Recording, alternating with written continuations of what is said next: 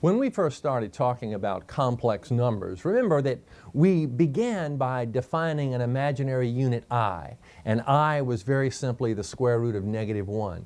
And it opened up a whole new room of mathematical treasures for us. Well, here we're going to kind of do the same thing, except our dilemma at this point, rather than our dilemma being one of not being able to take the square roots of negative numbers, which led us into the complex world to begin with, our dilemma now is to have some reality for complex numbers. That is, we can't at this point put complex numbers onto a coordinate plane. But if we make a very simple definition, we can do that. Here's what we'll do. We'll take a coordinate plane and we'll define the horizontal axis as the real axis and the vertical axis as the imaginary axis.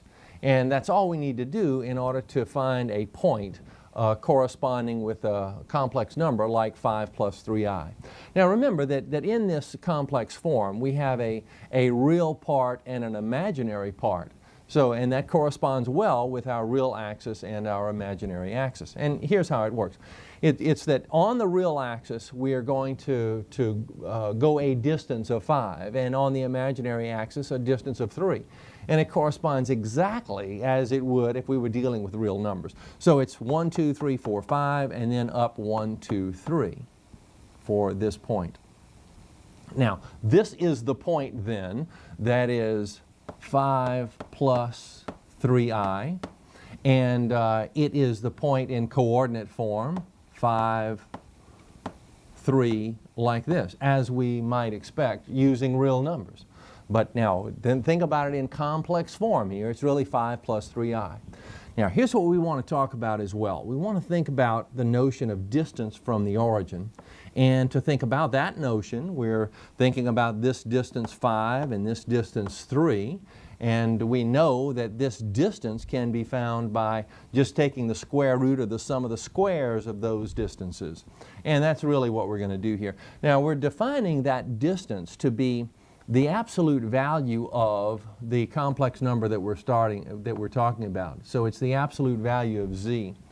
And that absolute value of z is found by taking the square root of the sum of the squares of the 5 and the 3. So this would be 25 plus 9, 34 under the radical. So this distance then is the square root of 34. Again, as we would expect from our work from the past. Okay, now here's what we're going to do with this. Oh, before I get to something else, let's take another point. What about a point that I might define as z subscript 2 as negative 5i? Now, negative 5i, you know, there's no real part. So for the real part of our coordinates of this point, it would be simply 0. So we go 0 left and right, and minus 5i on the imaginary axis puts us down at 1, 2, 3, 4, 5 in this negative direction. And this distance is calculated the same way. Square root of 0 squared plus negative 5 squared, gee, that's 5 squared, that's 25, this distance is 5. And we would expect that because of the distance that we see here. Okay, now, let's, with this definition, think about another idea. Now, this other idea has to do with a trigonometric form for defining this distance, or excuse me, defining this point. Now, this is the point AB, let's say, and it corresponds with the complex number A plus BI. Now, this distance would be A and that distance B. A would be negative, but that's not terribly important at the moment. Now, to find this distance, we know that we take it's the absolute value of this, which is the square root of A squared plus B squared. All right, that's fine. And we're going to call this distance R. But and we'll calculate it in just a second. But here's what we're going to do. We're going to describe the position of this point that we've plotted in an entirely different way from the notion of horizontal and vertical distance.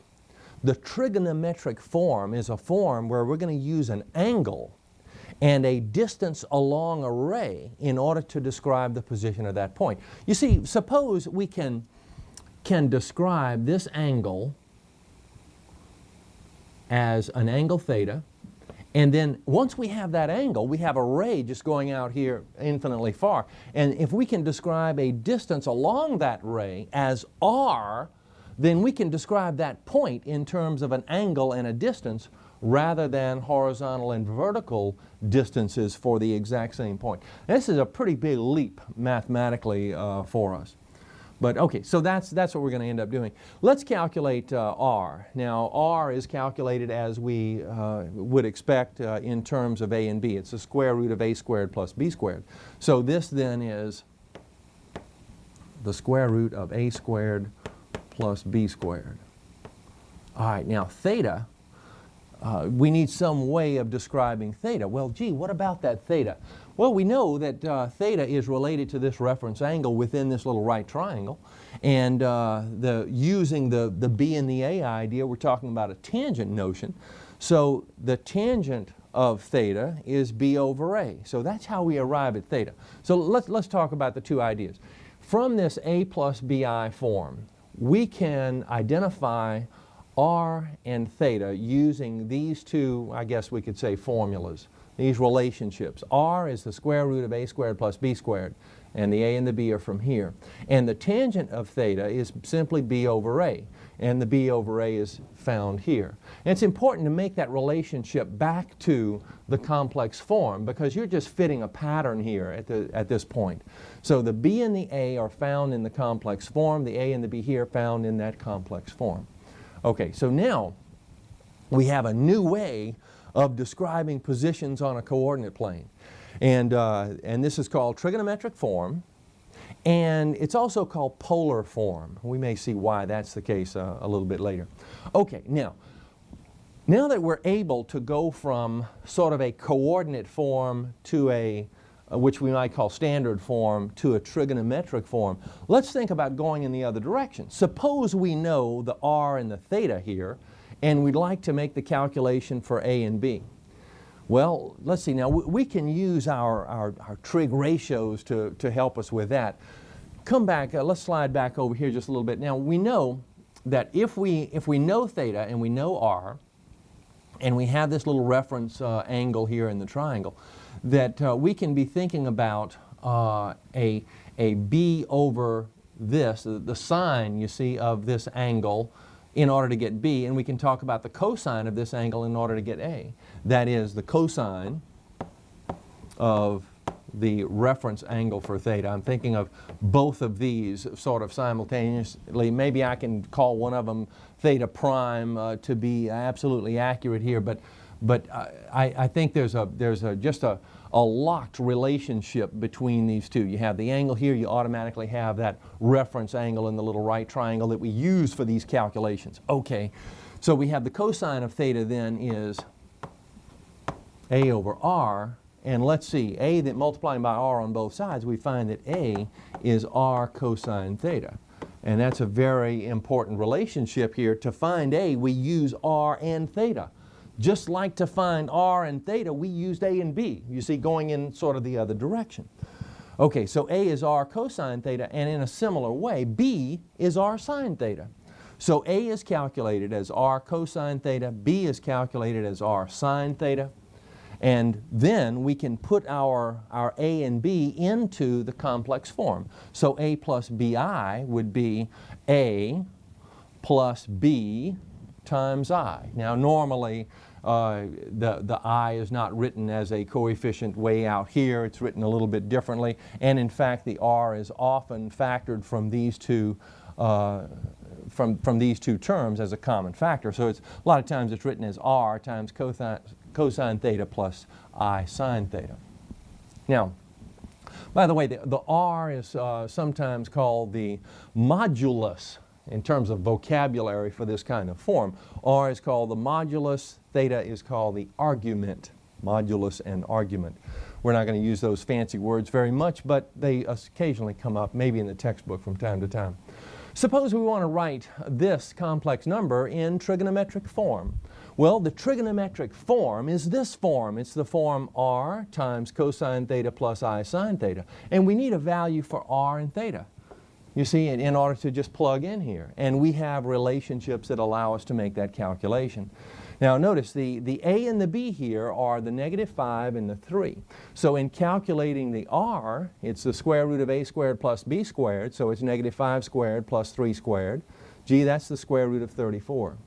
And we use tangent theta as b over a, you see, for the calculation of theta. And we find that, let's see, b over a, we're looking at the b and the a involved in the complex form, so it's 3 over -5. And inverse tangent on -3/5 gives us a theta of approximately -31 degrees. Whoa, -31 degrees? Now wait a second, we're thinking about theta as a positively measured angle somehow. And we have to consider that when we take inverses of trigonometric in the trigonometric form, that we may get angles that appear in quadrants that we're not interested in, and we have to make some kind of adjustment for that. All right, so we need to think about this rather carefully. Let's come over here and think about where this point would lie in our coordinate plane. So in our coordinate plane, we're thinking, let's see, -5, 3. Oh, so this point then is in the second quadrant, and so we're talking about an angle here, and yet we've calculated theta as an angle down here. See, this is the theta that we've just calculated. In order to get us to this position, we need to simply add 180 degrees. So we're saying then that the theta that we're interested in is -31 degrees plus 180 degrees, and that gives us 149 degrees. So now, with the r and the theta, we can come back over here and write our trigonometric form. The r is the square root of 34, and theta is 149 degrees.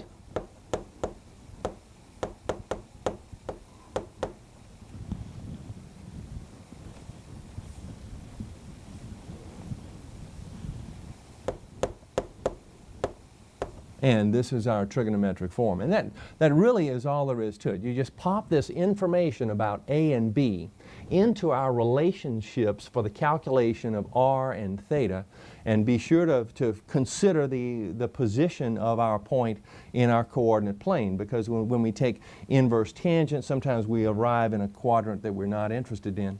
So we just have to take that into consideration. Okay, so here's the trigonometric form. Now it's pretty easy to verify your calculations here using the calculator. If you want to, for example, you can do this. If you take the square root of 34 and multiply times cosine of 149 degrees, you should get this -5. You should get right about -5. And the square root of 34 times sine 149 degrees should give you the 3 for the coefficient of I. You might try that on your own. Let's take a complex number now written in trigonometric form and write it in standard form. We start with our problem written in trigonometric form, and the important thing is to identify the r and the theta. And with r and theta, we can make the calculations for the a and b in the standard form. A is r cosine theta, b is r sine theta, and that's really all there is to it. It's not a really big deal calculation here. R 3/2, and the theta is 300. And now cosine of 300 degrees, and we might begin to think, well, gee, a 300-degree angle is in the fourth quadrant. The reference angle is 60 degrees, and in the fourth quadrant, cosine is positive, so cosine of 60 degrees is 1/2, so it's positive 1/2. So it's 3/2 times 1/2, or 3/4 for the value of A.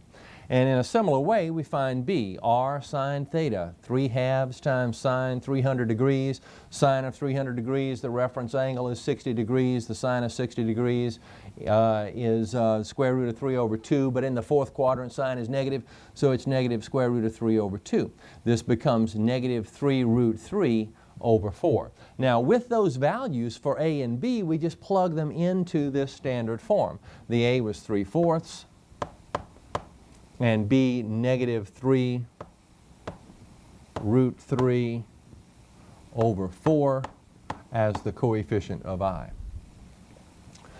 There are a couple of calculations or a couple of operations we want to talk about involving complex numbers that are in trigonometric form. It turns out that we have a formula for the multiplication and division of complex numbers in trigonometric form. Now, I'd like for you to look at those in your textbook and refer kind of back and forth from the video to the textbook and so forth. But here's the way it works. We have a couple of numbers in trig form, and it looks pretty complicated, but it's really easy. Here's one number in one complex number in trigonometric form. We're multiplying this number times another complex number in trigonometric form. And we're going to use this formula.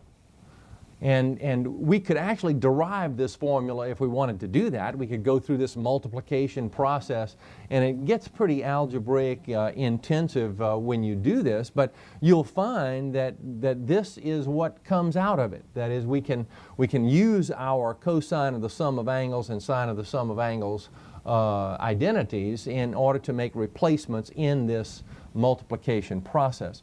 But in the day-to-day multiplication of complex numbers in trigonometric form, we'll just use this as a formula.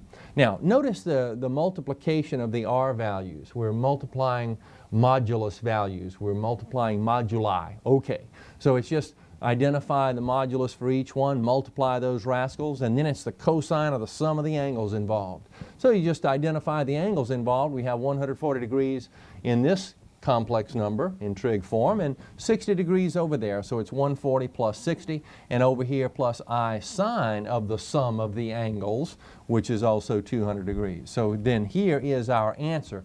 And notice that what we're doing is we're taking a couple of numbers that are in trigonometric form. We're multiplying them, and we get a result which is a value in trigonometric form. All right, now let's talk about division. Now we're going to take this complex number in trig form and divide by this complex number in trig form, and we're using another formula. Now, there's a great similarity between the two formulas. In the previous one, when we were multiplying, we multiply the R values, and here we're dividing them. It kind of makes sense. In the previous one, we had the cosine of the sum of angles. Well, here we have the cosine of the difference of angles, and here the sine of the difference of angles. So there's kind of some symmetry here in the two different ideas. Well, at any rate, we just plug into the formula to get our answer. We're dividing these R values. They come from up here, so it's 12 over 3. Now we have the cosine of the difference of the angles, and the order here is very important. Before, when we were adding, order is not terribly important, but here when we subtract, it's very important. This is the theta, the angle in the numerator, and this theta is the angle in the denominator. So this is 52 degrees minus 110 for our problem in both places here. Let me close this bracket. And 12 over 3 is 4. When we collect here, we get negative 58 degrees, and also in this place. Now, in some settings, I suppose it might be okay to leave this angle as a negative angle, but I think it's probably better to write it as a positive angle, and the angle coterminal with this one would be the angle that we find by just adding 360 degrees. So you take negative 58 degrees, add 360, and we get an angle of 302 degrees. So here's our answer as the quotient of these two complex numbers in trigonometric form. Here's our complete answer.